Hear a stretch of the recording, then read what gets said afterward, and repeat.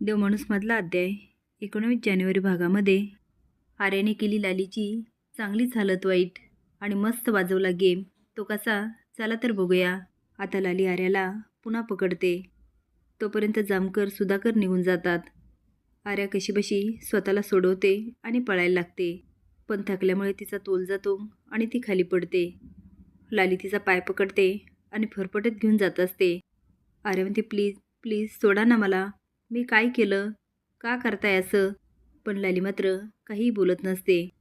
ती आता कशीबशी आर्याला नदीवर घेऊन जाते आणि तिथे पण आर्याचे खूप हाल करते. शेवटी ती आर्याला पाण्यात ढकलून देते आणि मजा बघत असते. पण शेवटी आर्या लालीचीच मजा करते. इकडे मंग्या आणि चित्या पळतच देवळात जातात. आप्पा म्हणतात, काय रे, सापडला का दैत्य? मंग्या म्हणतो, आप्पा सापडलं का काय विचारता, हे असा आमच्या पुढं उभा होता.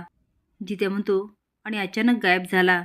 रणजी म्हणते, बाई ग, गायब झाला? आता मात्र लोकांमध्ये कुजबूज व्हायला लागते. आप्पा म्हणतात, नीट सांगा काय झालं ते.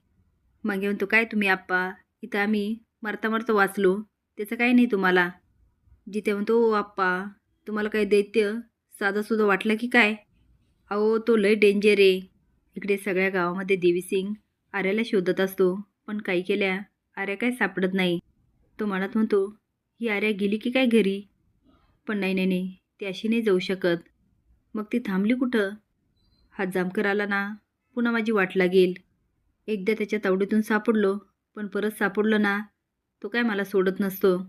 ही आर्या पण ना, हिला गावभर शोधलं, कुठे गेली काय माहिती. इकडे आता आर्या पाण्यातून बाहेर येते आणि लगेच लालीचे पाय पकडते.